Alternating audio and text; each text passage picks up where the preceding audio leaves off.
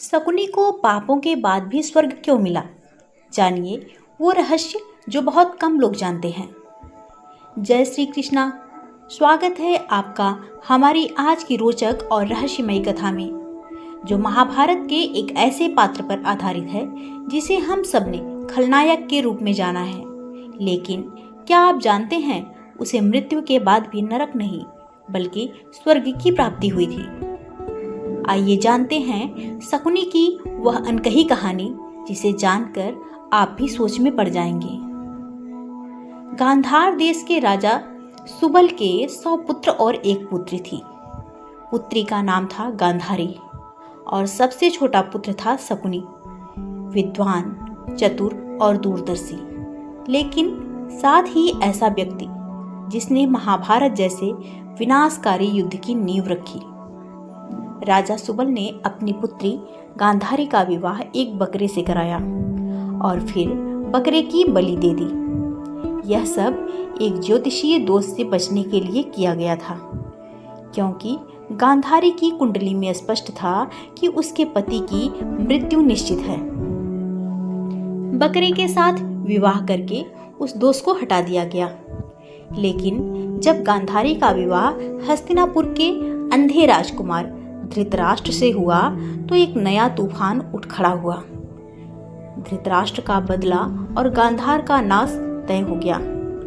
जब धृतराष्ट्र को गांधारी के प्रथम विवाह की बात पता चली तो उन्होंने इसे विश्वासघात माना और क्रोध में आकर गांधार के पूरे राज परिवार को बंदी बना लिया।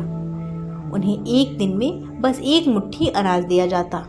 वह अनाज सभी के लिए नहीं, सिर्फ किसी एक व्यक्ति के लिए। अब राजा सुबल ने एक कठिन निर्णय लिया। उन्होंने तय किया कि यह भोजन सिर्फ शकुनी को दिया जाएगा, ताकि वंश का कोई एक सदस्य जीवित रह सके।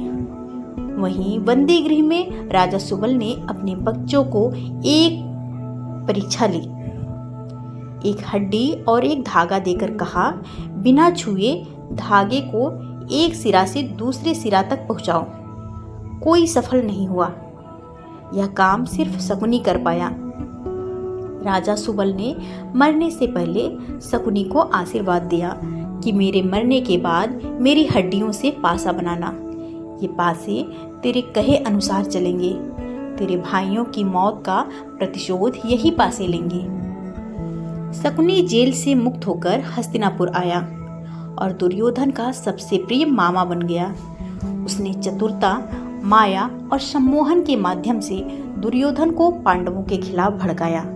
यहाँ तक कि जुए का खेल रचा, जिसमें पांडवों को सब कुछ हारना पड़ा, यहाँ तक कि द्रौपदी को भी।